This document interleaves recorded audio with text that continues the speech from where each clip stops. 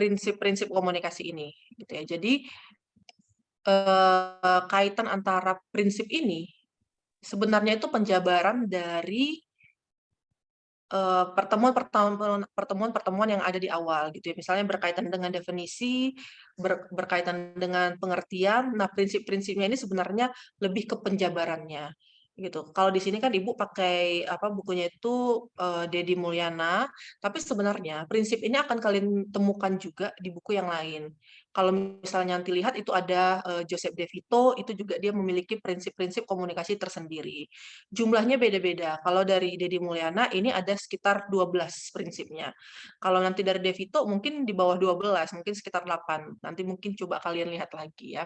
Jadi prinsip-prinsip komunikasi ini memang tidak terhenti hanya di satu referensi ini gitu ya, sesuai dengan kebutuhan kita seperti apa, sesuai dengan buku acuan kita seperti apa. Karena kan buku-buku yang berkaitan dengan ilmu komunikasi ini sangat apa ya, sangat update dan dinamis. Jadi kita juga harus mengikuti sesuai dengan yang dibutuhkan itu seperti apa. Tapi setidaknya dari prinsip-prinsip yang sudah ada ini, walaupun nanti kalian menemukan prinsip-prinsip yang lain gitu ya di buku-buku yang lain, setidaknya prinsip-prinsip yang sudah ada ini sudah bisa menggambarkan ataupun mendeskripsikan terkait dengan apa penjabaran dari definisi dari ilmu komunikasi yang kita pelajari di awal itu, gitu ya. Nah, di awal ini pasti kalian juga masih ingat ya, yang berkaitan dengan simbol-simbol. Yang pertama ini komunikasi merupakan suatu proses simbolik, ini sudah pernah Ibu bahas ya, di 2 pertemuan yang sebelumnya.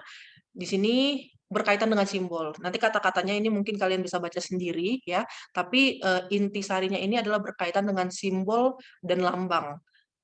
Kemudian di sini ada kata-kata verbal dan ada, terkait dengan nonverbal, bisa dari perilaku ataupun, dari suatu objek yang maknanya disepakati oleh kelompok masyarakat itu. Jadi, dipikirkan coba ya, ketika misalnya kita menjelaskan sesuatu, coba, ambil kaitan yang terdekat dengan kehidupan kita itu seperti apa.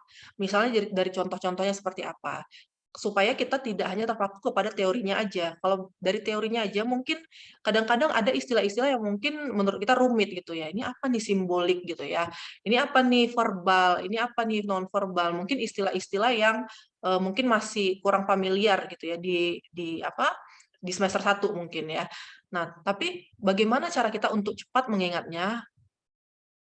Kaitkanlah dengan kehidupan sehari-hari ataupun contoh yang bisa kita jelaskan gitu. Itu pasti akan, memenuhi ini ya, suatu unsur untuk kelengkapan pengertian kita terkait dengan prinsip-prinsip komunikasi ini.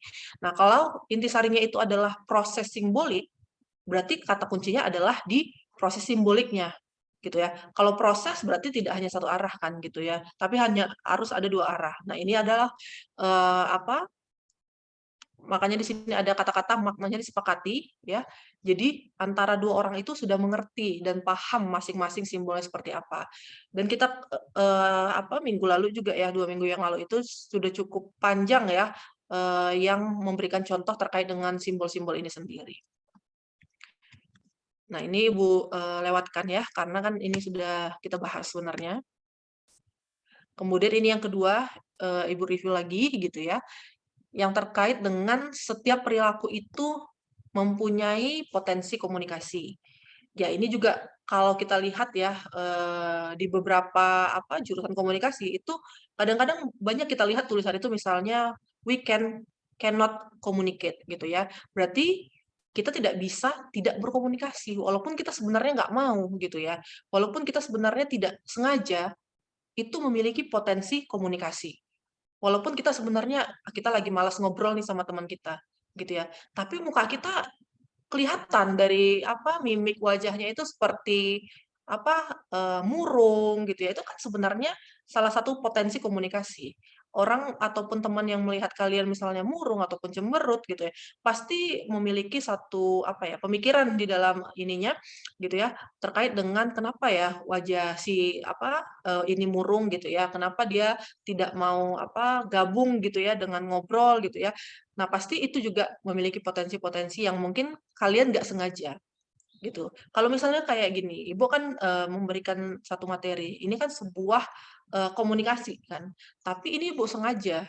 Ibu memberikan informasi gitu kepada kalian. Tapi kalau kalian tidak ada keinginan untuk berkomunikasi dengan seseorang pun gitu ya, tapi orang melihat kalian seperti itu adalah potensi komunikasi, gitu. Oh, berarti dia tidak mau, berbaur misalnya seperti itu, ataupun dia misalnya menarik diri dari, sekelompok orang gitu ya. Itu adalah potensi-potensi komunikasi yang bisa dilihat orang lain walaupun kita tidak ini ya, tidak secara tidak sengaja itu tidak pengen, berkomunikasi dengan orang lain.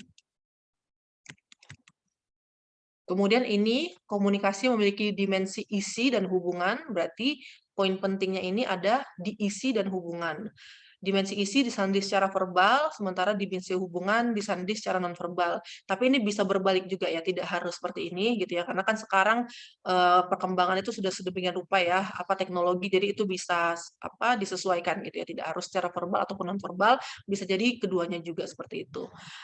Dimensi isi menunjukkan muatan komunikasi, yakni apa yang dikatakan, sementara dimensi hubungan menunjukkan bagaimana cara mengatakan, yang juga mengisyaratkan bagaimana hubungan peserta komunikasi itu dan bagaimana seharusnya pesan itu ditafsirkan. Nah, berarti kata-kata di sini adalah isi dan hubungan. Kira-kira pesannya itu apa? Misalnya seperti ini, Ibu pesannya apa? Oh, Ibu pesannya itu memberikan materi terkait dengan mata kuliah pengantar ilmu komunikasi. Hubungannya apa? Hubungannya itu adalah misalnya antara pengajar dengan mahasiswa. Nah, kalian juga sama gitu ya, ketika kalian berkomunikasi dengan dosen misalnya, dengan kalian berkomunikasi dengan teman sekelas, itu pasti kalian memiliki pesan yang berbeda dan hubungan yang berbeda. Bisa jadi ketika misalnya berkomunikasi dengan teman sekelas gitu ya, kalian tidak perlu misalnya mengucapkan misalnya salam secara lengkap misalnya, contoh seperti itu.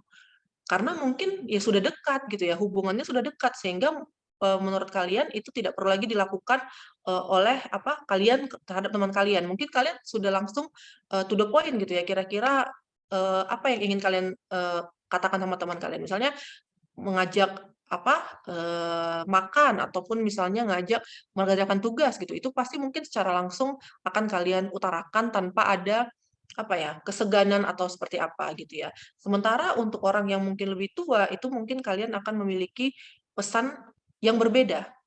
Mungkin kalian akan lihat lagi ya kata-katanya itu apakah sudah benar sebelum dikirimkan gitu ya. Sementara kalau sama teman kalian gitu ya, mungkin nggak mikir gitu ya, ya ngetik-ngetik aja langsung mungkin di-enter gitu ya. Sementara kalau mungkin, kepada orang yang lebih tua ataupun misalnya kepada guru ataupun kepada siapapun yang menurut kalian hubungannya itu tidak setara gitu ya, dari segi misalnya usia gitu ya, dari segi misalnya pemikiran gitu ya. Nah, kita pasti akan berhati-hati untuk mengirimkan pesan tersebut gitu ya, supaya, pesan yang kita kirimkan ini tidak ditanggapi atau dipersepsi berbeda. Itu kan akan menjadi permasalahan lagi ketika kita seperti itu. Sementara kalau mungkin sama teman kita gitu ya, ketika misalnya kita melakukan kesalahan misalnya tidak ada titik dan komanya, ya itu mungkin nggak masalah, teman kita juga paham apa maksud dari pesan kalian gitu ya. Tetapi kalau misalnya, dengan orang yang lebih tua mungkin ya, dengan peletakan titik koma ataupun huruf besar ataupun huruf kecil, itu bisa memunculkan satu pesan yang berbeda gitu ya. Itu dari kualitas dimensi isi dan hubungan.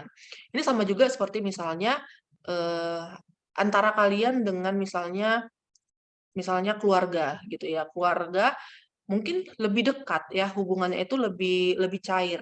Sementara kalau misalnya berhubungan dengan keluarga dari teman kalian gitu, nah hubungannya kan memiliki yang berbeda gitu ya, walaupun sama-sama konteksnya ini adalah keluarga, tapi isi dan hubungannya itu berbeda gitu ya. Sama juga ini seperti misalnya kalau kita tarik ya ke perusahaan, itu misalnya hubungan antara atasan dan bawahan, itu pasti berbeda gitu. Ada perusahaan yang dia cara berkomunikasinya ya instruksional gitu ya.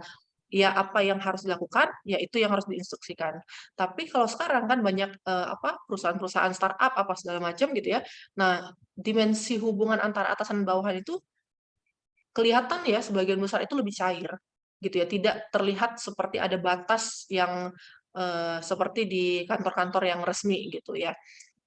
Nah sekarang, terkait dengan dimensi dan hubungannya itu seperti itu.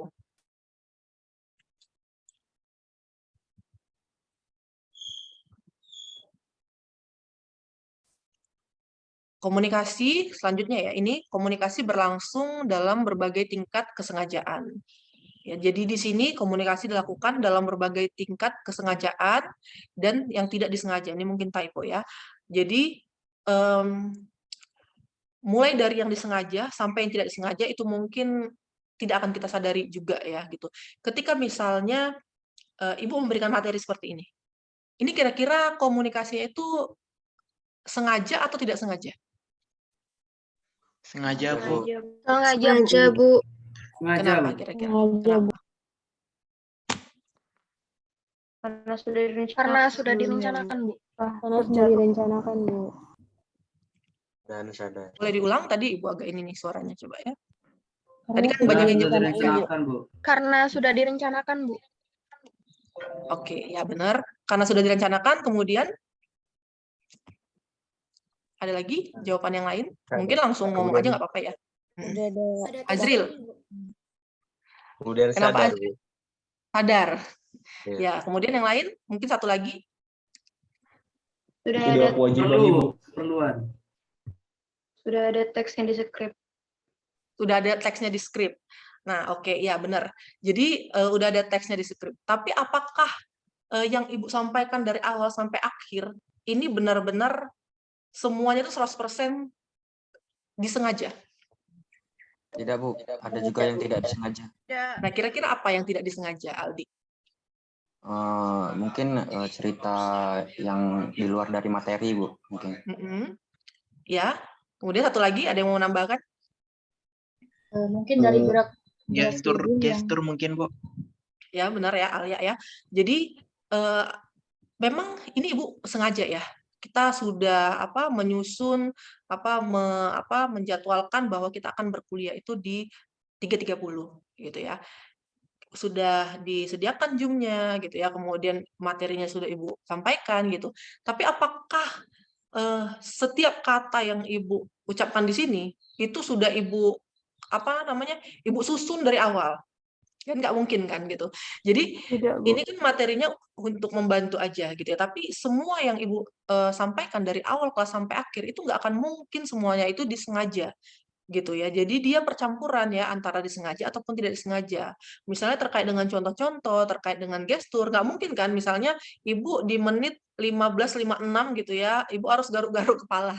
Kan nggak mungkin kan Ibu harus seperti itu gitu ya. Berarti kan itu percampuran antara tingkat disengajaan atau tidak disengaja gitu. Kemudian di sini dalam berkomunikasi biasanya kesadaran kita lebih tinggi dalam situasi khusus bila dibandingkan situasi yang rutin. Nah, ini mungkin sama ya ketika kita ngobrol setiap hari dengan dengan teman atau seperti apa itu akan lebih biasa aja gitu ya. Jadi situasinya itu tidak lebih khusus. Kalau lebih khusus itu misalnya ketika kita presentasi gitu kan kita pasti ada situasi yang memang kita lihat gitu ya siapa yang mendengarkan presentasi kita ini adalah teman-teman kita sendiri ataupun misalnya dari kelas lain ataupun yang mendengarkan itu misalnya dari ahli-ahli. Nah, itu kan kita akan menjadi terkait dengan situasi yang khusus. Nah, itu pasti tingkat kesengajaannya itu lebih diperhatikan supaya tidak salah gitu ya dalam menyampaikan komunikasi gitu.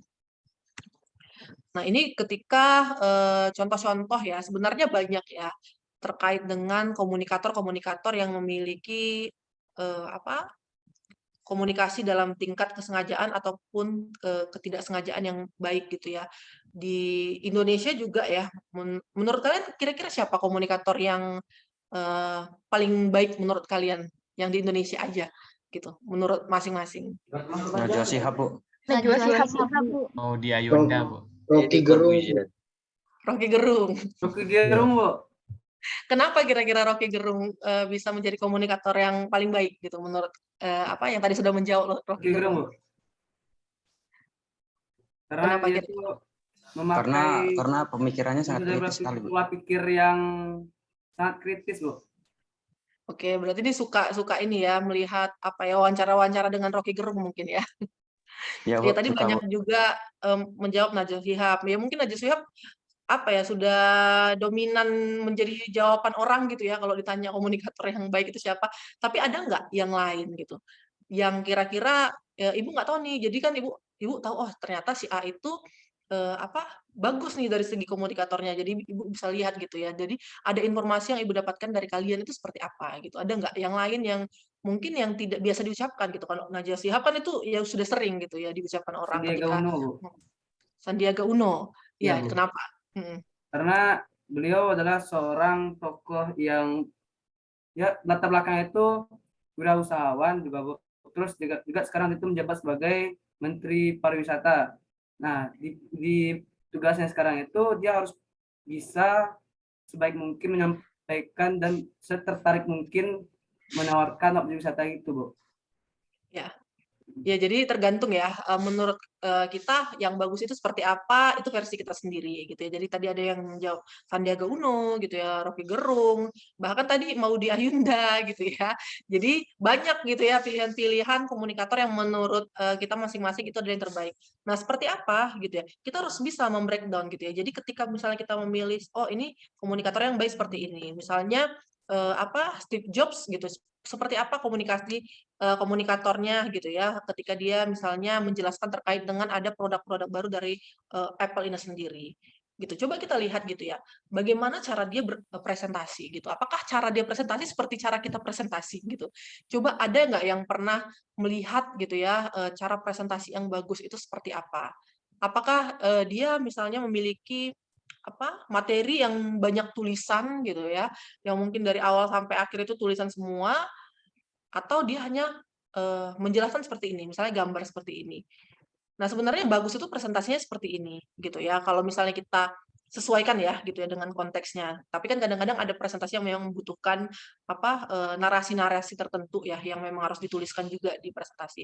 Tapi memang supaya orang melihat kita sebagai komunikator, mungkin juga kalian ya nanti ketika misalnya presentasi gitu ya, misalnya ada penilaian-penilaian terkait dengan presentasi, usahakan memang tidak menulis semua ke dalam satu slide gitu ya. Jadi intisarinya aja dituliskan gitu ya, kemudian mungkin sedikit pembahasannya juga boleh gitu, tapi jangan semuanya itu tulisan gitu. Nah, kalau bisa diselingi misalnya gambar-gambar ataupun simbol-simbol. Nah, kemudian itu adalah yang kalian jelaskan seperti itu gitu ya. Jadi orang yang melihat presentasi itu penasaran yang mau dijelasin itu apa ya gitu ya. Kecuali kalau udah ada tulisan ya semuanya itu bisa membaca juga gitu ya. Jadi supaya gimana caranya supaya audiens kita penasaran, buatlah presentasi yang menarik. Nah, itu mungkin nanti akan seiring dengan waktu ya gitu ya, terkait dengan teknik-teknik presentasi ataupun komunikasi ini. Nah, yang kelima, komunikasi terjadi dalam konteks ruang dan waktu. Makna suatu pesan dalam komunikasi juga bergantung pada konteks fisik, ruang, waktu, sosial, dan psikologis. Ini juga sama ya, ketika kita berkirim pesan di malam hari, gitu ya, itu pasti berbeda dengan ketika kita berkirim pesan di siang hari ataupun di pagi hari. Ketika misalnya nerima telepon jam 12 malam, mungkin kan, itu akan berbeda ketika kita menerima telepon jam 12 misalnya siang. Mungkin jam 12 siang ya kita biasa aja gitu. Tapi ketika misalnya menerima telepon jam 3 pagi gitu ya, atau jam 2 pagi, itu kan sesuatu yang kelihatannya urgent gitu ya. Yang mungkin tidak biasa. Dan mungkin ya kita mungkin nerimanya juga deg-degan gitu ya. Kira-kira apa nih gitu yang akan disampaikan di jam 2 malam gitu kan. Nah, itu adalah terkait dengan konteks ruang dan waktu. Kemudian tidak mungkin juga kita misalnya menghubungi orang tua gitu ya atau yang sudah tidur gitu ya, kita menghubungi misalnya di waktu-waktu seperti itu.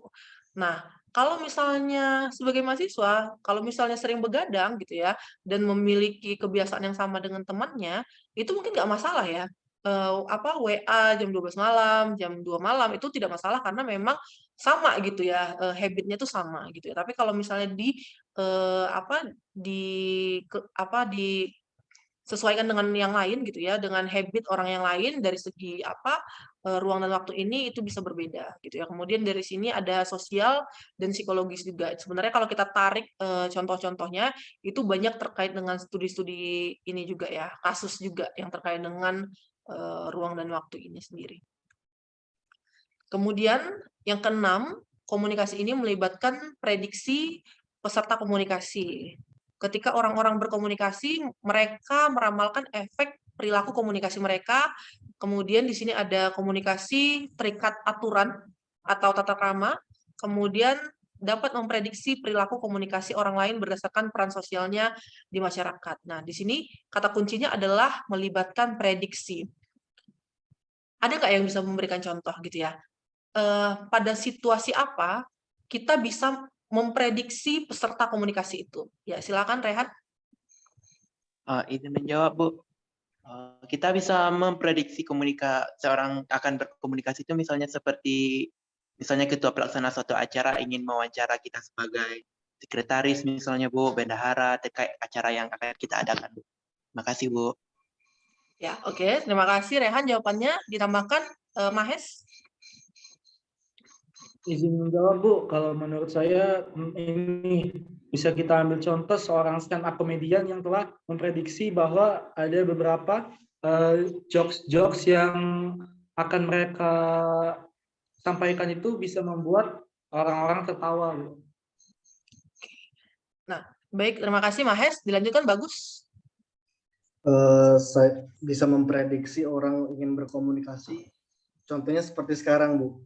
Ibu mempersilahkan untuk orang memberi pendapat, itu sudah seperti memprediksi saya. Ya, baik. Terima kasih jawaban-jawabannya dari Rehan, Mahes, dan Bagus ya tadi ya. Terkait dengan tadi Bagus seperti itu, Rehan juga memberikan contoh, kemudian ada Mahes yang memberikan contoh terkait dengan stand up komedi gitu ya. Di situ melibatkan prediksi peserta komunikasi gitu ya. Jadi sudah dari awal itu sudah diperkirakan ketika saya membawakan satu materi yang lucu seperti ini, kira-kira audiens di depan itu ketawa atau enggak gitu.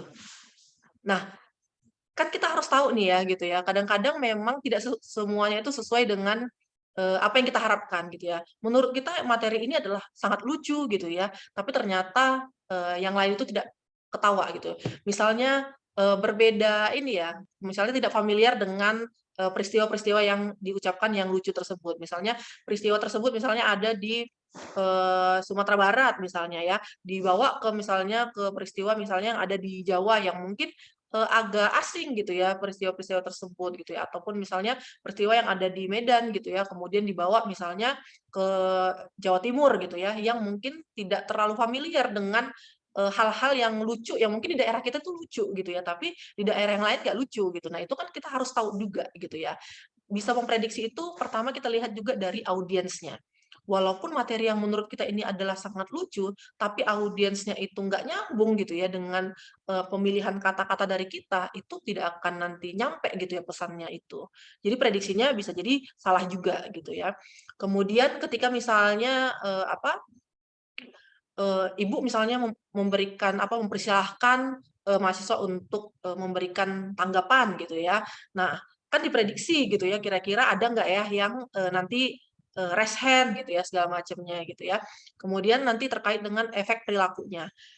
Misalnya ketika salah satu dari kita presentasi gitu ya, kelihatan tuh yang mana yang ngantuk-ngantuk gitu ya, yang mana yang mukanya tuh ke bawah terus gitu ya, nggak tahu lagi ngapain gitu ya, padahal sedang terpejam matanya. Nah, itu kan sebenarnya efek-efek perilaku komunikasi yang diakibatkan oleh kita gitu ya. Kita gimana nih cara presentasinya? Oh, kita ternyata membosankan gitu ya, cara presentasinya itu membaca gitu ya, sehingga mungkin teman kita tuh yang ngantuk gitu ya, mungkin seperti itu. Atau ya mungkin memang dianya aja yang kurang tidur gitu ya. Itu juga bisa seperti itu.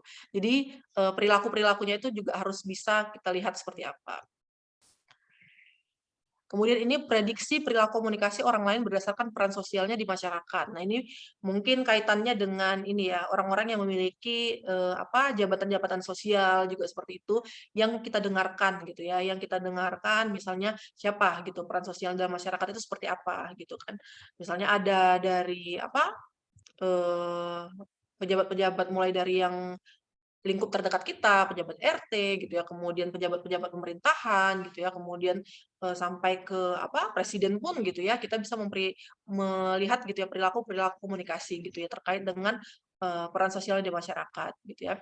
Bisa jadi ketika misalnya presiden datang gitu ya, kita berbeda perilaku kita dengan misalnya siapa Bagus datang gitu ya. Kalau presiden datang ya kita mungkin harus rapih gitu ya, kita harus siap-siap gitu ya. Kalau mungkin bagus datang ya kita mungkin ya biasa aja gitu ya, ngobrol seperti biasa. Tetapi kalau misalnya ada dengan peran sosial yang lebih tinggi gitu ya, misalnya datang, kita pasti memprediksi gitu ya. Kita prediksi kita itu terkait dengan perilaku-perilaku kita itu pasti berbeda gitu dengan yang biasanya situasi pada saat situasi rutin. Kemudian ini yang selanjutnya itu komunikasi bersifat sistemik. Sistemik itu adalah sistem, gitu ya. Komunikasi itu adalah sebuah sistem.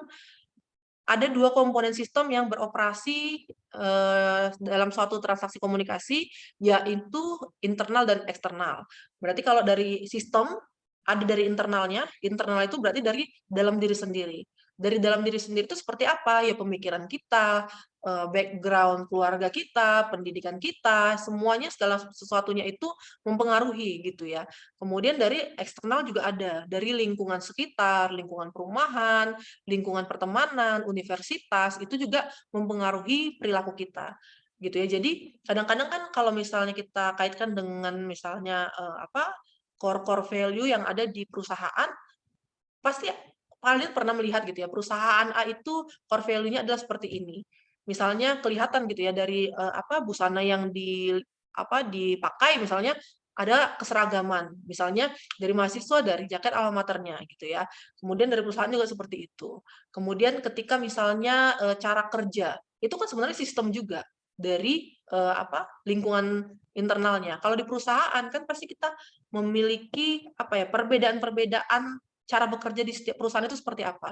Ada yang mungkin cara bekerja itu yang penting hasilnya selesai, gitu. Mau kita bekerja dimanapun, yang penting hasilnya selesai. Ada yang memang perusahaan itu memang mengharuskan kita misalnya datang ke perusahaan tersebut misalnya pagi, pulangnya misalnya sore ataupun malam. Itu kan berbeda gitu ya. Ada yang memang fokusnya juga di prosesnya. Nah, itu kan tergantung situasinya. Kalau kita masuk ke dalam satu sistem tersebut, pasti kita akan mengikuti sistem tersebut gitu ya. Kita nggak mungkin kan tidak sesuai dengan sistem yang sudah ada di masing-masing tersebut gitu ya. Tapi kalau kaitannya dengan komunikasi ini, internal itu dari dalam diri sendiri gitu ya. Kita harus gali kira-kira apa yang mempengaruhi komunikasi yang ada dalam diri kita sendiri.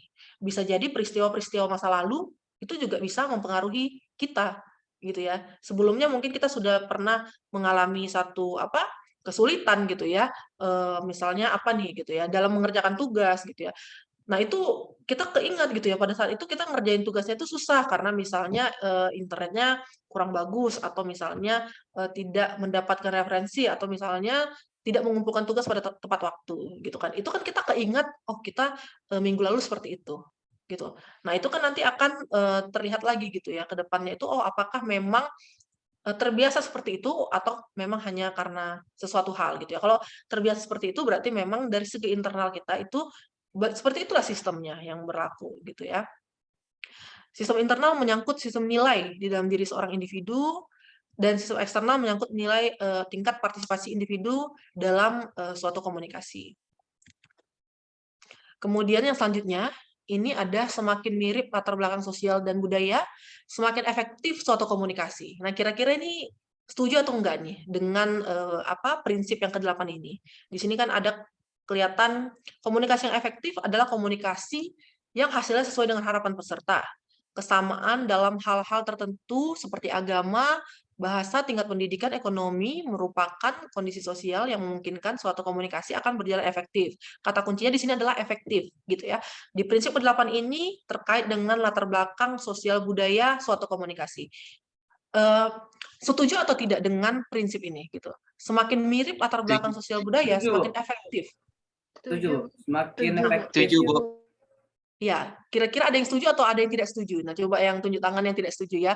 Nah, kalau yang setuju, kira-kira apa contoh yang dalam bayangan ataupun pernah dihadapi dalam kehidupan nyata? Ya, silakan Mahes. Kalau saya tidak setuju, Bu, sepenuhnya. Karena ya belum tentu kesamaan latar belakang budaya, agama, ataupun bisa dibilang kasta sosial kita itu ini merupakan suatu hal yang benar gitu, Bu. Yang apa yang disampaikan oleh mereka, soalnya ya pasti ada yang tidak sepemikiran gitu, Bu. Contohnya bisa kita ambil seperti kalau misalnya mungkin agak sensitif, tapi kalau misalnya kaum agama yang fanatik seperti itu Bu, yang apa ya, pokoknya suka mengklaim kalau misalnya kamu masuk neraka nanti, kamu ini pokoknya yang suka ngurusin hidup orang lain lah seperti itu Bu. Itu saya sangat tidak setuju dengan seperti itu. Ya, terima kasih Mahes. Selanjutnya coba ditambahkan Nabila. Baik Bu, mungkin saya kebalikan dari Mahes. Saya setuju dengan pernyataan ini. Kenapa? Karena misalnya contohnya sekarang saya kan anak rantauan nih Bu, dari Bangka ke Palembang. Pasti bahasanya berbeda. Jadi terkadang kalau misalnya teman ngomong tuh suka nggak nyambung karena yang pertama pasti nggak ngerti bahasanya apa. Sudah itu terkadang tuh kayak dari logatnya mungkin mesti sering terkejut saya dengan orang Palembang kan sering ngomong ngegas gitu Bu. Jadi ya gitu Bu, itu aja. Oke, terima kasih Nabila. Selanjutnya Rizky.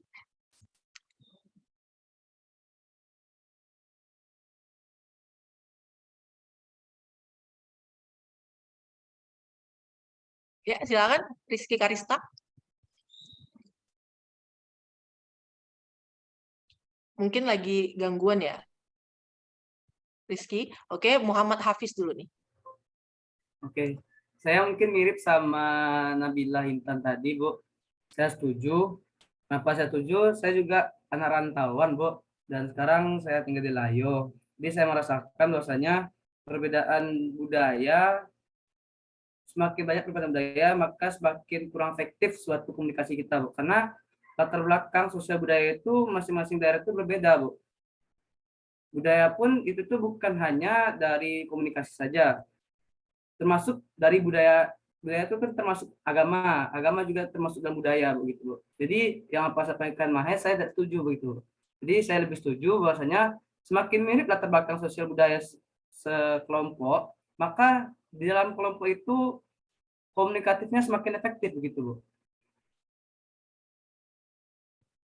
Mungkin begitu Bu.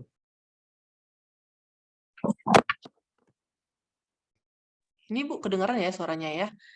Ya, jadi terkait dengan Hafiz, kira-kira ada nggak kesulitan Hafiz gitu ya, ketika pada saat situasi apa gitu ya mengalami kesulitan dengan perbedaan latar belakang sosial budaya ini gitu ya. Apakah nggak nyampe pesannya atau seperti apa gitu ya ketika berkomunikasi? Kira-kira ada nggak situasi yang nyata yang dihadapi mungkin sebelumnya? Ada Bu. Ini mungkin sangat nyata sekali. Contohnya saja perbedaan makna awak, kata awak. Kalau di sini awak itu jika di bahasa Indonesia kan itu kamu, sedangkan jika awak itu diartikan di dalam bahasa Minang itu tuh saya, Bu. Maksudnya diartikan oleh orang Minang itu saya, awak itu, sedangkan yang di Palembang ini kamu gitu. Mungkin salah satunya itu. Sebenarnya banyak perbedaan-perbedaan lain lagi Bu. Ya, baik. Terima kasih Hafiz untuk contohnya ya terkait dengan perbedaan-perbedaan istilah gitu ya. Mungkin jadi bingung gitu ya. Yang mungkin kita ya itu dari segi internal ataupun eksternal yang sebelumnya gitu ya. Di prinsip-prinsip komunikasi mungkin di daerah Sumatera Barat gitu ya. Artinya itu seperti ini gitu ya. Mungkin kita sudah berapa puluh tahun mungkin ya, misalnya dari sekolah di situ ya sampai SMA gitu ya. Kemudian ketika kuliah gitu ya dalam waktu misalnya 1 tahun, kurang dari 1 tahun, kita harus terbiasa dengan istilah yang sebaliknya gitu ya dari daerah asal kita. Nah, itu kan akan menyulitkan kalau memang kita tidak cepat dalam beradaptasi gitu ya. Terkait dengan konteks di sini adalah sesuai dengan daerahnya masing-masing gitu ya. Kalau misalnya kita ke suatu daerah tertentu, pasti juga kita harus menyesuaikan diri kita itu seperti apa gitu ya. Kemudian kira-kira ada contoh yang lain gitu ya, atau justru contoh yang setuju mungkin ya, pernah merasakan hal-hal yang semakin mirip latar belakang sosial budaya itu kita semakin nyaman misalnya untuk berkomunikasi. Misalnya ketika ketemu nih, kan mungkin banyak anak rantau juga ya di sini di kelas ini, ketika misalnya ketemu nih ternyata misalnya Hafiz dengan siapa gitu ya, misalnya dengan Mahes gitu ya, ternyata sama-sama daerahnya gitu. Nah, bagaimana komunikasi yang terjalin gitu ya? Pasti lebih ini lagi bersemangat lagi kan gitu. Misalnya ketika misalnya tempat lahirnya sama gitu ya, ataupun dulu SMA-nya sama gitu ya.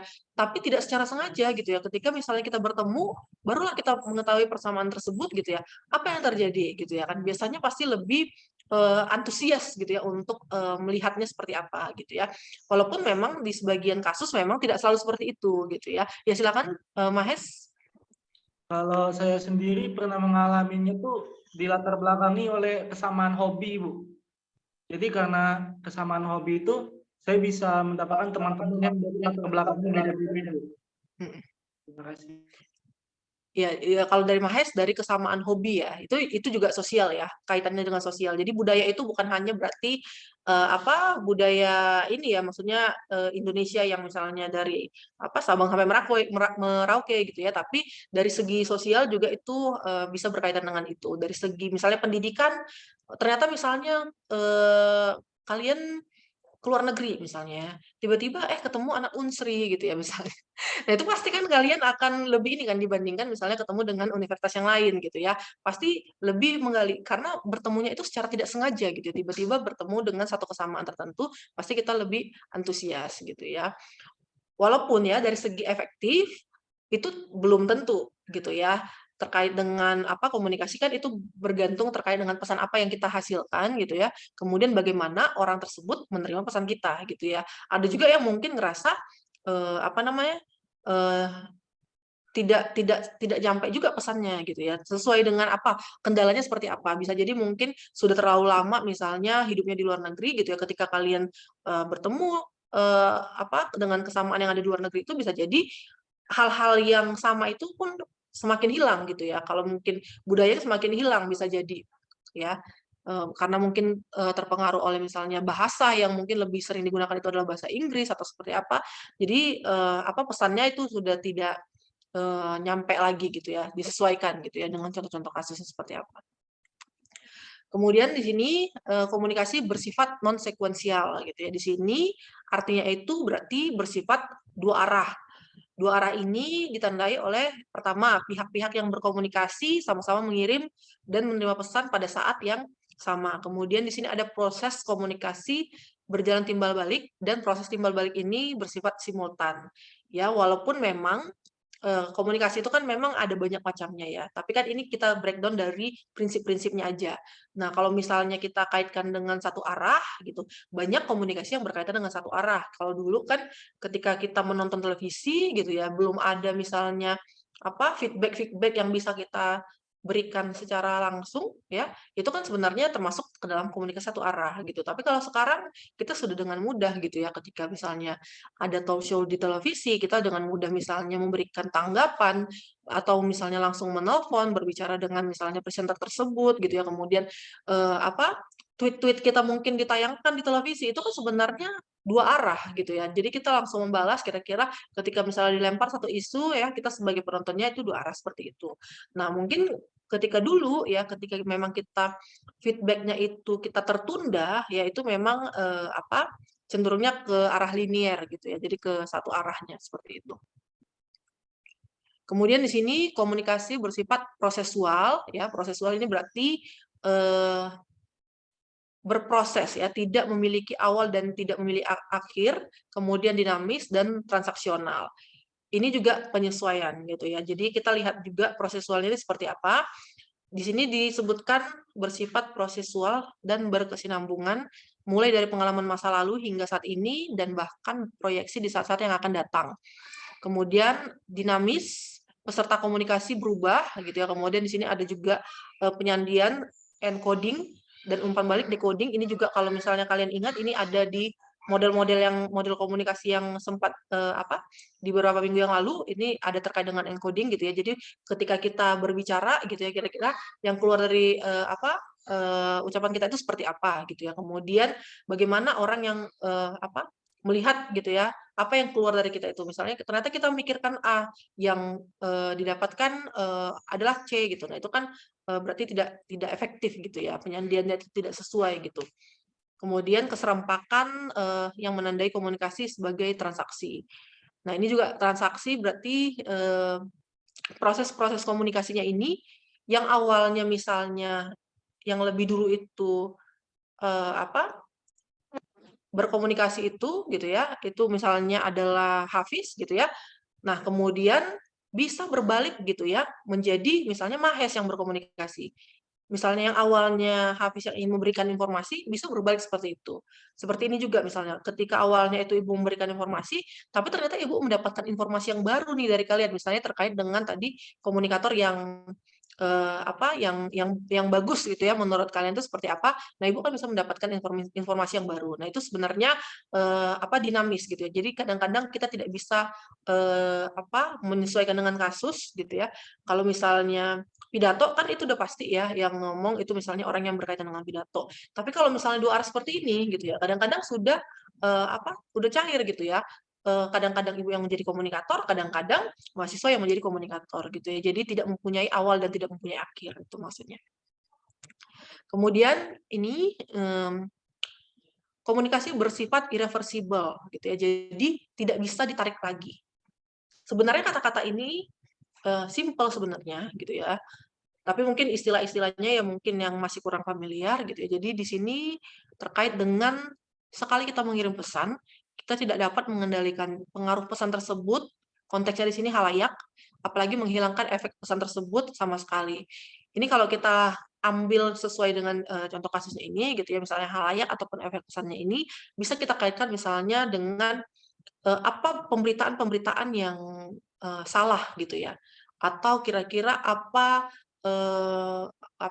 misalnya di televisi mengabarkan sesuatu yang tidak benar atau mengabarkan seseorang fitnah gitu ya istilahnya.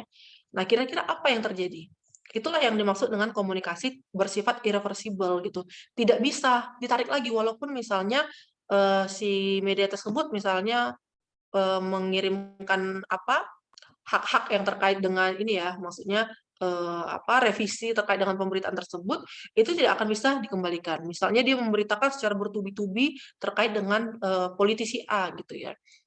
Karena mungkin ada konflik-konflik kepentingan antara misalnya pemilik televisi ataupun yang lainnya gitu ya. Tapi itu kan sudah diberitakan, sudah menjadi bulan-bulanan di masyarakat gitu ya, sudah viral gitu ya. Sudah namanya itu sudah tidak baik. Nah, walaupun meminta maaf gitu ya dan menarik semua pemberitaannya gitu. Nah, itu dampaknya itu kan tetap ada gitu ya. Ketika misalnya kita juga istilahnya berkomunikasi dengan teman kita gitu ya, kita mengeluarkan kata-kata yang mungkin tidak pantas gitu ya, yang mengakibatkan teman kita itu tersinggung, itu kan tidak bisa ditarik lagi sebenarnya. Walaupun teman kita itu sudah memaafkan ya gitu ya, tapi kan itu sudah terjadi gitu. Itu sudah terjadi walaupun sudah memaafkan, tapi memang peristiwa itu tidak bisa ditarik kembali. Gitu. Makanya memang harus berhati-hati ketika misalnya mengirimkan pesan, apalagi mungkin konteksnya ya kalau di sini di grup gitu ya, mungkin di grup mahasiswa lah gitu ya, bukan hanya di grup kelas aja, mungkin kalian pasti banyak ya grup-grup yang lain. Nah, itu coba berhati-hati ketika mengirimkan pesan, karena kan di dalam grup itu ada banyak orang gitu ya, ketika misalnya sekali klik gitu ya, ternyata informasinya itu tidak sesuai ataupun mengarah ke informasi yang tidak benar gitu ya. Nah, itu akan tidak bisa ditarik kembali gitu. Jadi langsung ke detect gitu ya. Maksudnya kita mengirimkan informasi yang hoax gitu atau seperti apa. Nah, itu juga harus diperhatikan seperti itu. Nah, kemudian ini yang ke-12. Nah, sebenarnya banyak istilah-istilah yang mungkin baru pertama kita lihat ya. Di sini panacea.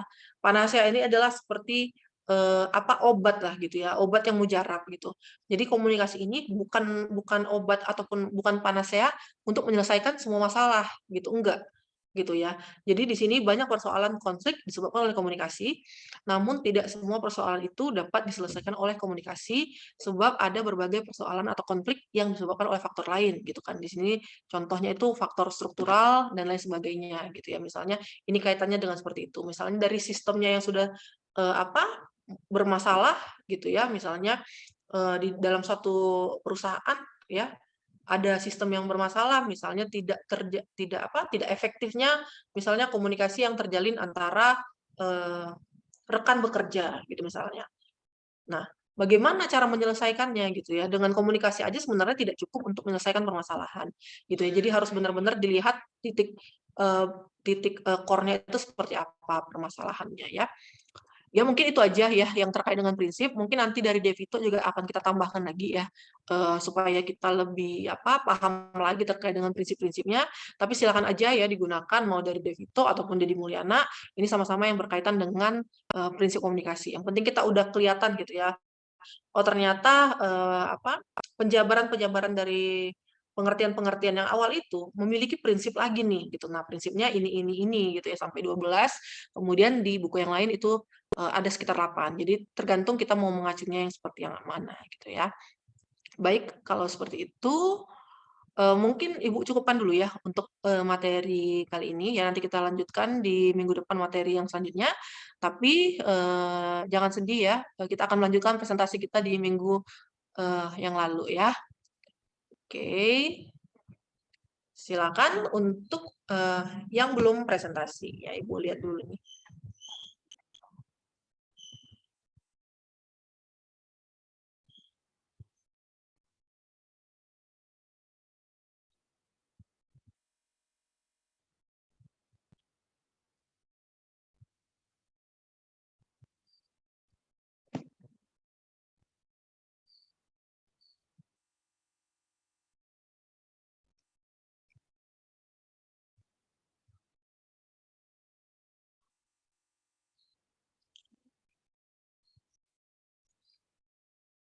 Ya, jadi kemarin itu sudah ada 8, 9 ya mungkin ya. Ini kelompok Aldi, yang terakhir Aldi ya, Aldi, Rehan, dan Tia. Kelompok Bu. Bagus sudah, kemudian Rena Reni, kemudian M. Arya Reza, kemudian Al-Huda sama Ogan, kemudian ada Salwa, Baliska, ada Mahes, kemudian ada Viola, Amelia Raisa, Nabila Intan, Siva, sama Aldi, Rehan, dan Tia. Ya, kita lanjutkan ke urutan ke-10 gitu ya. Siapa ya nih? Yang kemarin kayaknya udah ini ya. Atau boleh di copy lagi ke ininya, ke chat ya, supaya kelihatan ya urutan-urutannya, supaya mempersiapkan diri ya setelah misalnya temannya sudah selesai presentasi ya, langsung share screen aja ya di situ. Ya silakan, siapa yang mau presentasi? Kemarin udah ada urutannya kan? Atau belum ya?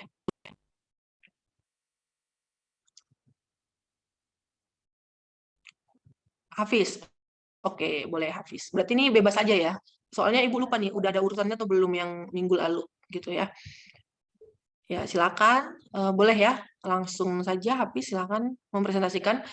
Setelahnya mungkin langsung di chat aja ya, yang urutan kedua setelah Hafiz itu siapa. Oke, Bu. Izin ya, Bu. Iya.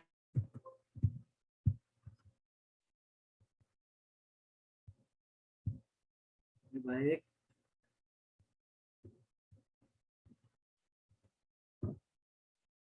Bismillahirrahmanirrahim. Assalamualaikum warahmatullahi wabarakatuh.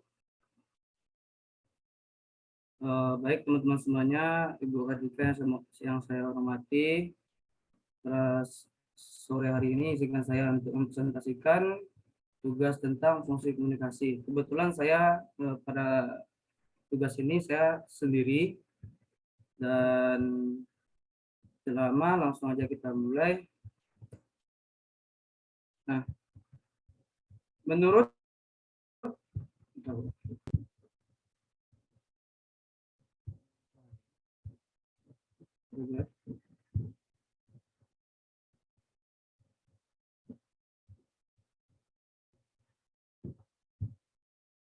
kita misalnya fungsi komunikasi menurut William E. Gordon itu ada 4 yang sebagaimana kita tahu semuanya, yaitu yang pertama itu komunikasi sosial. Yang mana komunikasi sosial ini kita tahu bahwasannya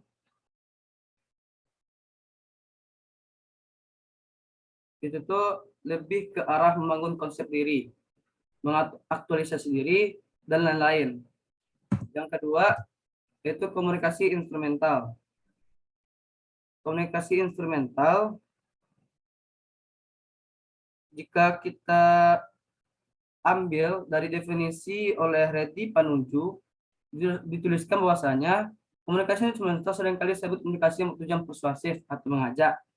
Karena fungsi komunikasi sebagai komunikasi instrumental sering ditujukan untuk menginformasikan, mengajar, mendorong, mengubah sikap dan keyakinan, mengubah perilaku, atau menggerakkan tindakan serta menghibur. Nah, yang ketiga yaitu komunikasi ekspresif. Yang mana komunikasi ekspresif ini kita tahu bahwasanya bertujuan untuk mempengaruhi orang lain. Dan biasanya ini melalui pesan-pesan nonverbal. Yang ketiga itu komunikasi ritual. Komunikasi ritual ini erat kaitannya dengan komunikasi ekspresif. Namun halnya itu secara kolektif. Lanjut. Oke teman-teman, silakan teman-teman pilih salah satu dari gambar ini. Ini adalah contoh dari fungsi komunikasi. Ada yang mau milih teman-teman dari teman-teman? Kiri atau kanan? Silakan teman-teman. Kiri, Hafiz. Kiri. Oke. Nah, oke. Gambar yang kiri ini menunjukkan bahwasanya seorang anak mencium tangan orang tuanya sebelum ke sekolah. Nah, ini terlihat jelas bahwasanya ada dua fungsi komunikasi yang kita lihat, itu komunikasi ritual dan komunikasi sosial. Kenapa? Komunikasi ritual. Nah, yang mana seorang anak berpamitan sebelum berangkat sekolah ini mewujudkan rasa menghormati seorang yang berjasa bagi kita, dan juga ini termasuk kepada komunikasi sosial yang mana bisa membangun konsep kepribadian diri seseorang. Jadi bisa membangun konsep diri seorang anak untuk menghormati orang tuanya begitu.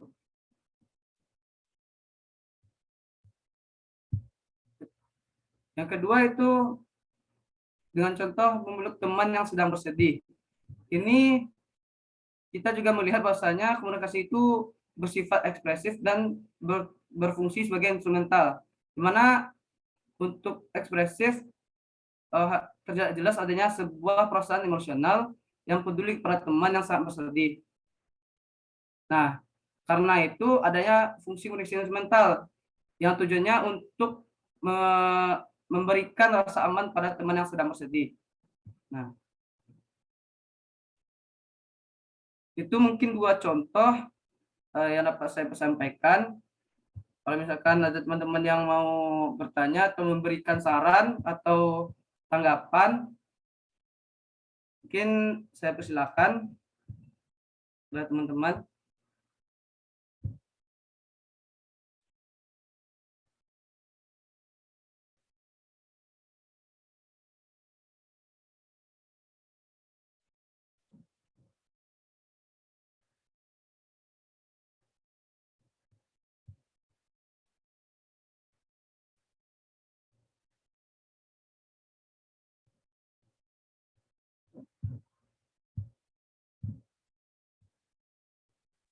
Bagaimana teman-teman? Mungkin ada yang memberikan tanggapan atau setuju atau tidak setuju dengan apa contoh yang tadi sudah diberikan Hafiz gitu ya, atau mungkin kurang tepat atau seperti apa, boleh ya untuk raise hand.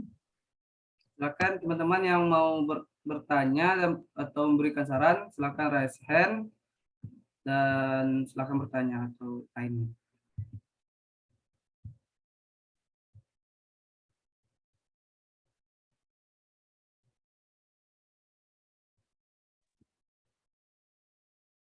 Bagaimana teman-teman gitu ya, atau mungkin boleh dibalik ya gitu ya. Jadi kalau tidak ada yang bertanya, boleh presenternya yang bertanya gitu ya, satu pertanyaan kepada partisipan ya. Boleh dibalik. Dibalik musik, oke. Ya, jadi Hafiz yang bertanya kepada teman-temannya gitu. Karena mungkin teman-teman tidak ada bertanya, sekarang mungkin saya ingin bertanya pada teman-teman. Nah, ini kan ada gambar terakhir yaitu di bawah tangki everyone. Menurut teman-teman, ini termasuk fungsi komunikasi apa? Ini termasuk fungsi komunikasi apa? Silakan kalau misalkan ada jawaban yang mau menjawab, silakan raise hand. Sosial.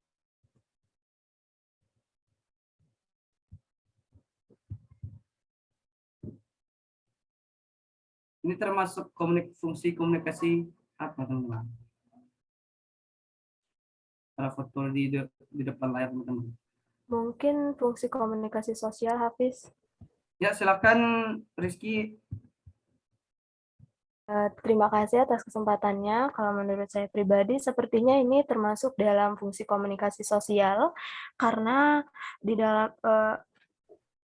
fungsi sosial komunikasi sosial ini sendiri kan tergabung dalam memperoleh rasa kebahagiaan, juga memupuk hubungan. Dari foto ini kita bisa lihat bahwasanya mereka mendapatkan kebahagiaan yang mereka cari mungkin dari kegiatan ini pun juga membentuk suatu hubungan dari komunitas ini sendiri. Terima kasih, Hafiz.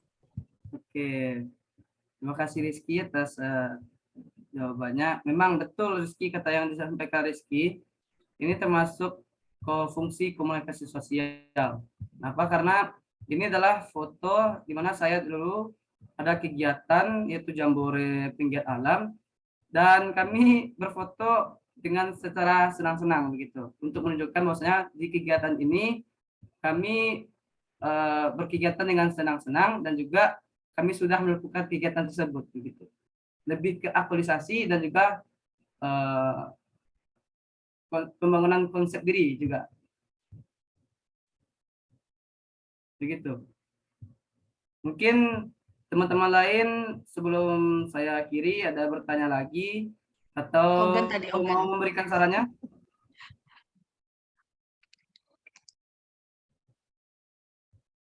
Tadi ada Ogan, Hafiz. Ada Ogan? Silakan Ogan. Oh, saya. Saya tadi mau jawab karena itu fungsi komunikasi sosial itu tadi dari sejauh ini sih saya cukup memahami apa yang disampaikan oleh Hafiz. Oke. Terima kasih Ogan. Atau ada teman-teman mau nambahan lagi atau memberikan saran terhadap presentasi saya atau bagaimana teman-teman sebelum saya akhiri? Atau mungkin memberikan kritikan juga boleh.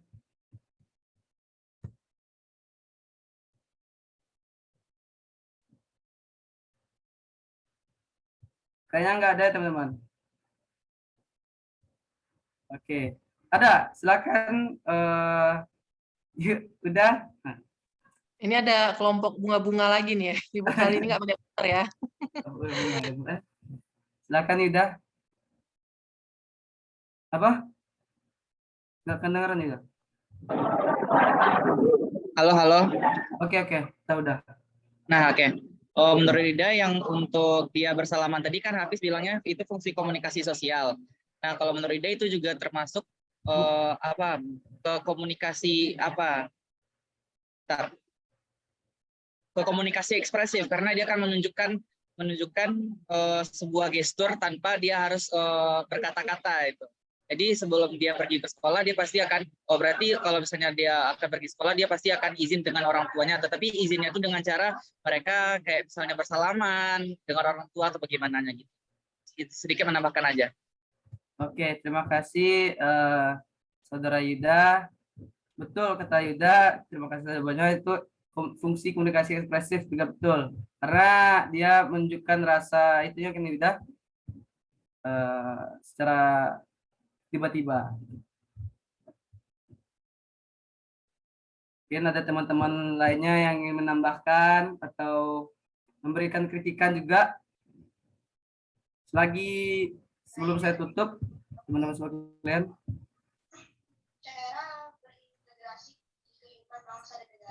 Tidak ada? Oke, kalau misalkan tidak ada, saya tutup sesi tanya jawab dan saya kembalikan lagi kepada Ibu Kartika selaku dosen pengampu kita. Dengan ucapan Assalamualaikum warahmatullahi wabarakatuh. Saya kembalikan kepada Bu Kartika. Baik, terima kasih Hafiz ya untuk presentasinya gitu ya. Jadi mungkin teman-temannya udah pada ngantuk ini ya, Hafiz ya. Dari pagi udah berapa mata kuliah nih? Udah ada berapa? Dua. Dua. Oke. Selesainya jam berapa tadi mata kuliah? Mulai siang tadi, Bu. Oke, ya. Ya, jadi mungkin sudah lelah mungkin ya teman-temannya ya. Jadi mungkin masukannya itu mungkin Hafiz ya. Jadi ketika misalnya kita memberikan contoh satu fungsi komunikasi, coba dilihat lagi ya, apakah itu memang benar-benar satu aja atau dia memang ada percampuran dari fungsi-fungsi komunikasi yang lain gitu ya. Tadi kan juga teman-temannya juga ada yang menambahkan, oh ini tuh termasuk komunikasi misalnya selain sosial dia termasuk misalnya ekspresif juga atau seperti apa. Nah, itu mungkin yang bisa ditambahkan gitu ya. Jadi untuk teman-teman yang lain juga harus jeli ya melihat itu ya, apakah memang fungsi komunikasi yang ditampilkan itu memang cukup hanya seperti itu gitu ya, atau ada memang penambahan fungsi-fungsi yang lain menurut pendapat masing-masing gitu ya. Mungkin masukan untuk yang lainnya juga ya. Ya baik, terima kasih Hafiz untuk presentasi.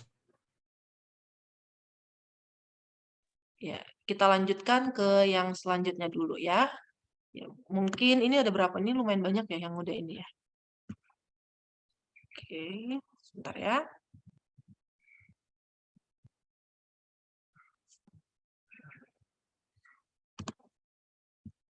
Ya mungkin kita sekitar 2 atau 3 orang lagi ya untuk presentasi ya, supaya tidak terlalu lama juga ya. Silakan yang kedua untuk mempresentasikan.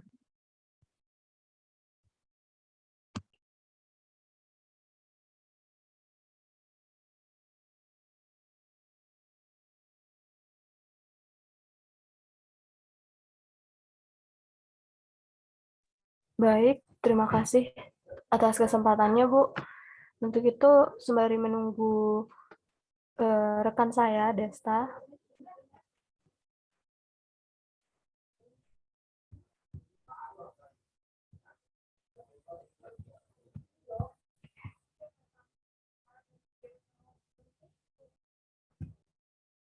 Oke, udah bisa kita mulai. Ya. Assalamualaikum warahmatullahi wabarakatuh. Selamat sore, Bu Waalaikumsalam. Kartika dan rekan-rekan teman sekalian. Kami perkenalkan, saya Rizky Karista Syafira dan rekan saya Desta Nur Fazila. Nah, baik, kami akan lanjut ke materi. Kali ini kami akan membahas mengenai relevansi aktivitas di masyarakat dengan fungsi komunikasi yang next, Desta. Baik, untuk relevansi itu apa sih? Menurut KBBI, relevansi berasal dari kata relevan, yang artinya kaitan atau hubungan. Menilik dari makna tersebut, relevansi yang kami tulis di sini berarti hubungan atau kaitan antara kegiatan masyarakat dengan fungsi komunikasi. Lalu apa saja fungsi komunikasi? Fungsi komunikasi menurut William E. Gordon ada 4, yaitu fungsi komunikasi sosial, fungsi komunikasi ekspresif, fungsi komunikasi ritual, dan fungsi komunikasi instrumental. Kita akan lanjut untuk kasus yang pertama yang akan dibacakan oleh Rizky Karista.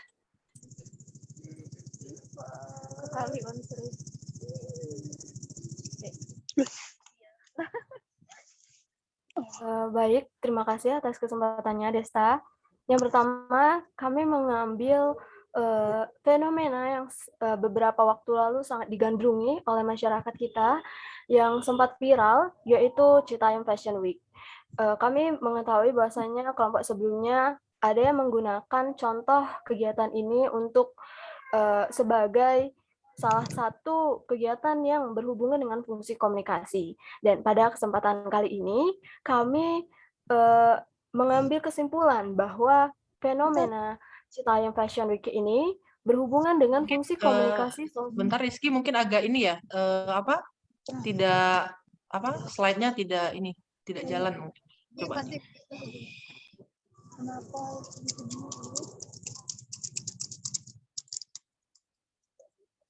Baik, sebentar, Bu.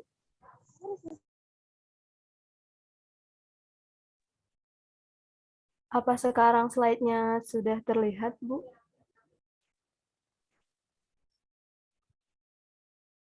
Ya, sudah. Baik, kalau bisa aja ya, di mode presentasi gitu biar nggak terlalu kecil dia. Yang ada tanda laptop di ujung kanan itu kan.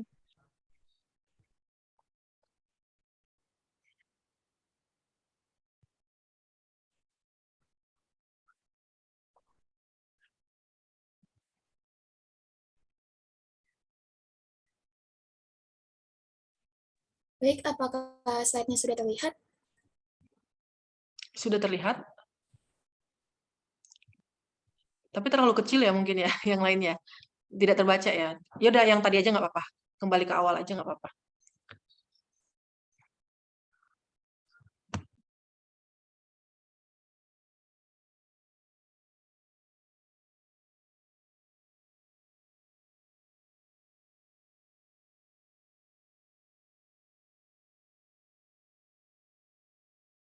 Ya, silakan dilanjutkan, Rizky. Oke, baik. Terima kasih, Bu. Melanjutkan presentasi yang tadi, yang sempat tertunda, kami mengambil kesimpulan bahwasanya kegiatan ini berhubungan dengan dua fungsi komunikasi yang telah kita pelajari. Yang pertama ada fungsi komunikasi sosial dan fungsi komunikasi instrumental. Dan alasan yang melatar belakangi kenapa kami memilih dua fungsi ini adalah, next, boleh Desta tolong.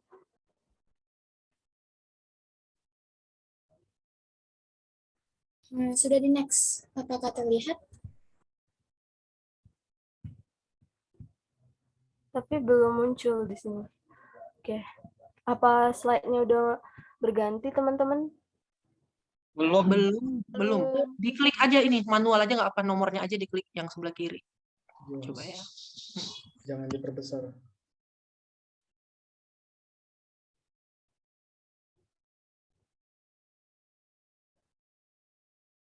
Udah. Oke. Dalam fungsi yang pertama saya akan menjelaskan dari kacamata fungsi komunikasi sosial. Fungsi komunikasi sosial ini kan merujuk pada kebahagiaan yang diperoleh. Kita semua tidak pernah tahu latar belakang dari remaja-remaja yang tergabung dalam kegiatan Citarum Fashion Week ini tersendiri. Bisa jadi mereka tidak mendapatkan atau pemenuhan kebahagiaan yang sesuai porsi mereka itu tidak mereka dapatkan di lingkungan keluarga atau lingkungan kehidupan mereka yang sebelumnya, tetapi ketika mengikuti kegiatan Citarum Fashion Week ini, mereka memperoleh hal tersebut. Selain itu juga memupuk hubungan. Memupuk hubungan di sini kita tentu tidak dapat memungkiri bahwa kegiatan ini bisa membentuk satu kelompok yang awalnya mereka tidak saling kenal, tetapi setelah sama-sama bertemu di dalam kegiatan Citarum Fashion Week ini, mereka menjalin hubungan, entah itu hubungan persahabatan atau hubungan yang lainnya. Dan fungsi ini sendiri mencakup 5 kebutuhan dasar menurut Abraham Maslow yang beberapanya juga relevan. Yang pertama adalah rasa aman. Abraham Maslow ini mendefinisikan rasa aman ialah dengan rasa kebebasan dari rasa takut. Mungkin saja pada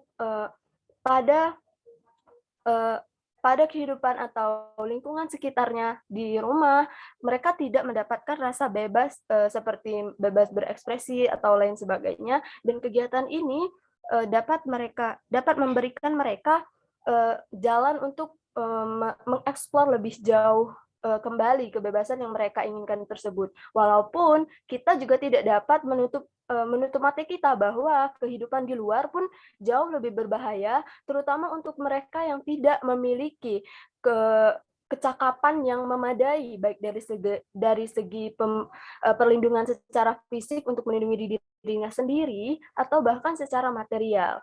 Yang kedua ialah mencakup kebutuhan dasar sosial. Abraham Maslow mendefinisikan kebutuhan dari rasa sayang dan persahabatan. Seperti yang telah saya katakan sebelumnya, mungkin mereka tidak mendapatkan rasa kasih sayang dan persahabatan yang cukup di lingkungan rumahnya, sehingga tempat ini bisa menjadi sarana mereka untuk mencari hal tersebut. Dan selanjutnya ada penghargaan. Tentu kita tahu bahwasanya ada beberapa public figure Indonesia atau influencer yang datang untuk melihat secara langsung. Bahkan Gubernur DKI Jakarta pun ikut memberikan penghargaan untuk kegiatan ini yang dinilai cukup positif dan tidak menimbulkan kegaduhan.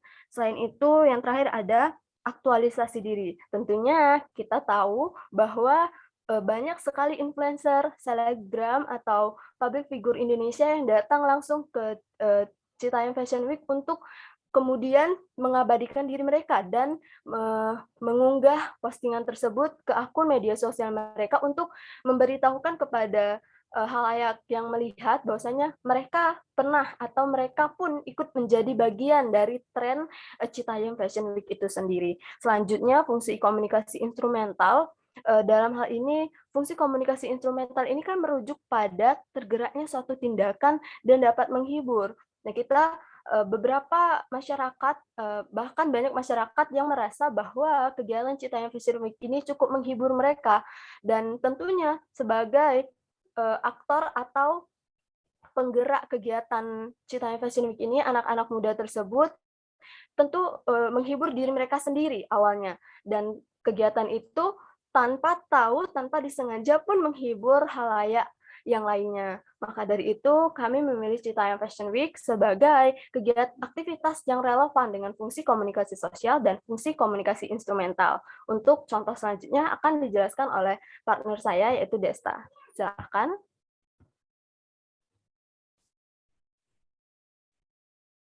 Oke, sebentar. Baik, apakah slide-nya terlihat? Sudah. Terlihat Desta. Untuk contoh kasus yang kedua ini, kami mengambil tradisi tahlilan.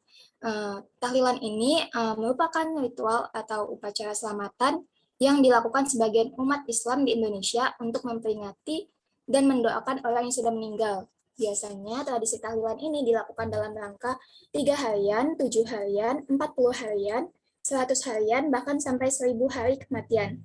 Nah, fenomena ini relevan dengan 2 fungsi komunikasi, yaitu fungsi komunikasi ekspresif dan fungsi komunikasi ritual. Baik, dalam fungsi komunikasi ekspresif merujuk pada penyampaian seseorang terhadap perasaan mereka secara nonverbal, seperti sedih, simpati, maupun peduli. Nah, dalam hal ini, tahlilan, karena pada tradisi tahlilan ini terdapat perasaan sedih pada keluarga yang sedang berduka. Sedangkan orang yang datang untuk bertahlil, biasanya mereka secara tidak langsung akan menguatkan dan menghibur keluarga yang sedang berduka. Sedangkan untuk fungsi komunikasi ritual ini, kaitannya sangat erat dengan fungsi komunikasi ekspresif. Dalam konteks ini, kegiatan ritual yang berfungsi sebagai penyalur ekspresi atau perasaan ke dalam seseorang, serta perekat hubungan antar pribadi. Dalam tradisi tahlilan, orang yang membacakan kitab suci Al-Quran yang bersifat simbolik. Nah, hal itulah yang merupakan suatu bentuk fungsi komunikasi ritual. Sedangkan lalu tradisi tahlilan ini juga bermanfaat untuk mempererat tali silaturahmi antara semuanya, antara pribadi, sebagai perekat hubungan antar pribadi. Baik, itu saja untuk fungsi kedua. Baik, terima kasih atas penjelasannya, Desta. Untuk itu, kami mencukupkan penjelasan atau pemberian contoh kami terhadap fungsi komunikasi dengan relevansinya aktivitas masyarakat di sekitar kita. Untuk itu, apakah ada teman-teman yang ingin bertanya atau menyampaikan saran dan kritikan, kami persilahkan. Ya, silahkan Nabila Intan. Oke, terima kasih kepada Kikai sama Desta atas kesempatannya. Oke, saya mungkin mau menambahkan di sini pada contoh kedua, yaitu tradisi tahlilan. Di sini saya menemukan satu lagi fungsi, yaitu fungsi instrumental. Kenapa? Karena dalam tahlilan ini juga pemilik acara tersebut mengajak para tamu undangan untuk turut ikut mendoakan sang almarhum. Di sini kita menemukan sifat persuasif. Itu aja. Baik, terima kasih Nabila Intan atas tambahannya. Selanjutnya Muhammad Arya Kihatma, silakan. Oke, terima kasih atas kesempatannya. Ini terkait kasus Citayam Fashion Week tadi. Tadi kan sudah dijelaskan beberapa dampak dari Citayam Fashion Week ini. Sebagian besar itu dampak positif ya. Menurut kalian tuh ada nggak dampak negatif dari Citayam Fashion Week ini? Terima kasih. Baik, terima kasih atas pertanyaannya Muhammad Arya. Desta mau menjawabnya atau Kikai? Boleh, Rizky Kalista terlebih dahulu. Oke, tentunya kita tidak dapat memungkiri bahwasanya satu kegiatan itu pasti memiliki dampak positif maupun negatif. Untuk dampak negatifnya tersendiri, kalau kita lihat dari keadaan kita saat ini yang sempat keadaan pandemi maksud saya yang sempat naik pun juga turun lagi kasusnya, kegiatan Citaim Fashion Week ini bisa menjadi tempat penyebaran penyebaran virus itu tersendiri. Maka dari itu mungkin karena kita tidak menjadi bagian dari Citaim Fashion Week itu sendiri, kita tidak tahu bagaimana hal tersebut dapat berlangsung.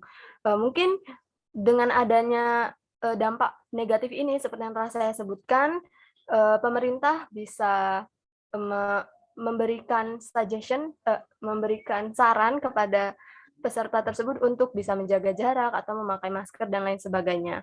Untuk dampak negatif ini sendiri, tentunya datang dari kitanya, bisa jadi menimbulkan kegaduhan apabila terdapat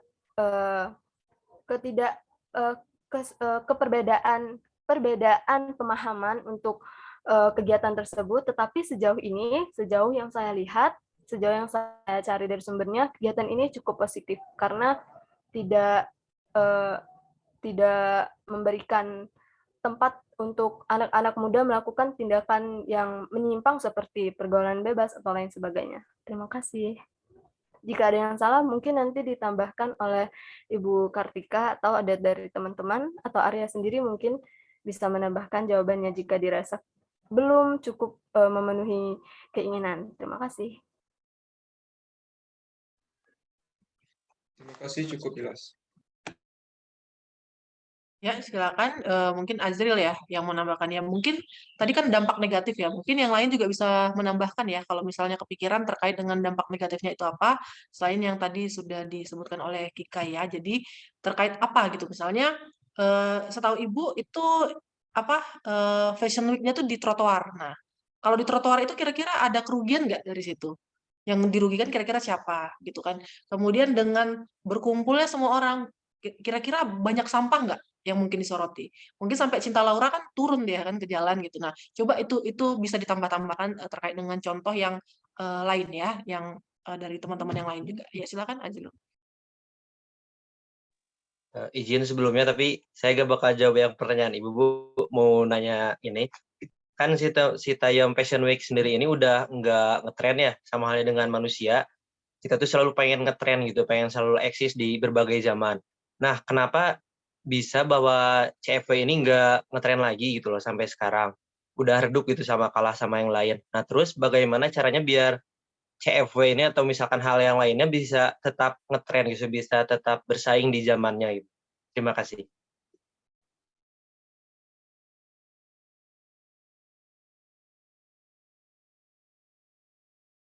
Maaf Azril, bisa diulangi kembali? Boleh.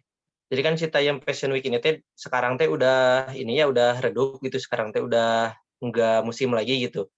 Nah, gimana caranya biar tetap eksis gitu Citaim Fashion Week ataupun hal lainnya, dan gimana bisa bersaing di zaman yang terus cepat kayak sekarang ini gitu. Terima kasih. Baik, terima kasih.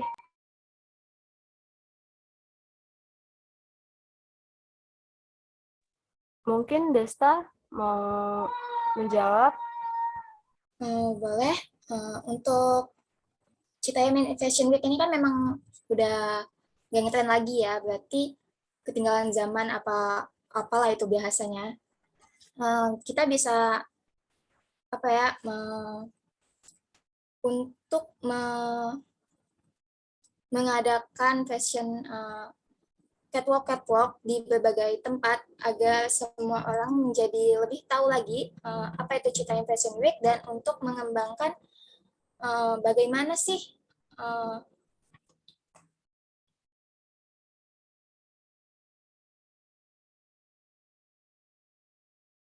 Oke, untuk menambahkan jawaban dari Desta, Citaim Fashion Week ini tersendiri viral atau menjadi terkenal itu dalam unsur ketidaksengajaan.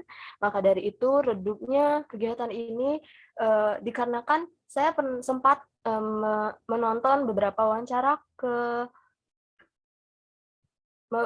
menonton beberapa wawancara kepada beberapa penggerak atau remaja yang menggerakkan Citaim Fashion Week ini tersendiri. Mereka sama sekali tidak mengharapkan ini akan menjadi booming atau terkenal. Maka dari itu mungkin redupnya Citaim Fashion Week ini karena mereka tidak seserius itu untuk mengembangkan Citaim Fashion Week, karena kegiatan ini pure hanya untuk menyalurkan hobi atau kesenangan mereka saja. Begitu, Azriel.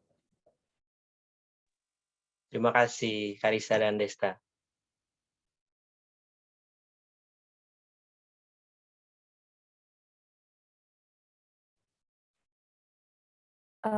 Rehan, mungkin boleh?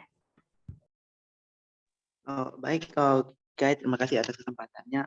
Saya ingin menjawab tadi pertanyaan tentang apa saja dampak negatif dari tren dari SCBD ini. Sebagaimana yang kita tahu, daerah SCBD ini kan merupakan tempat di mana orang-orang bekerja kantoran seperti startup kan ramai di sana.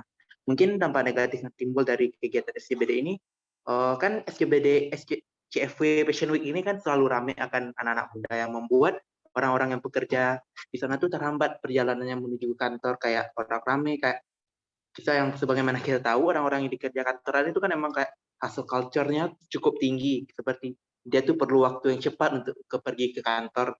Tetapi karena keramaian di SCBD ini membuat hal tersebut terganggu, jadi dia tuh kayak sering terlambat ke kantor atau kayak membuat kemacetan di Jakarta tuh semakin tinggi karena hal tersebut. Terima kasih Bu dan Kai Desta.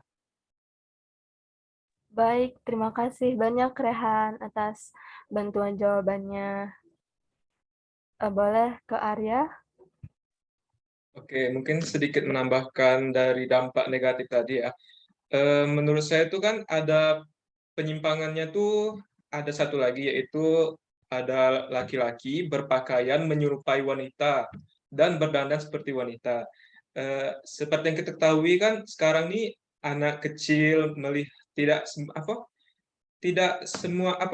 satu usia saja, semua usia dari jangkauan anak kecil, dewasa sampai tua itu melihat. Jadi ini memberikan contoh yang negatif kepada anak kecil. Terima kasih. Baik, terima kasih. Mungkin maksud Arya memberikan bad influence untuk anak-anak yang juga menggunakan aplikasi media sosial dan melihat hal tersebut ya. Terima kasih banyak Arya, Azriel, Rehan, Nabila Intan atas tanggapannya mengenai kelompok kami ini. Untuk itu apa ada lagi? Atau mungkin kami bisa menutup presentasi kali ini.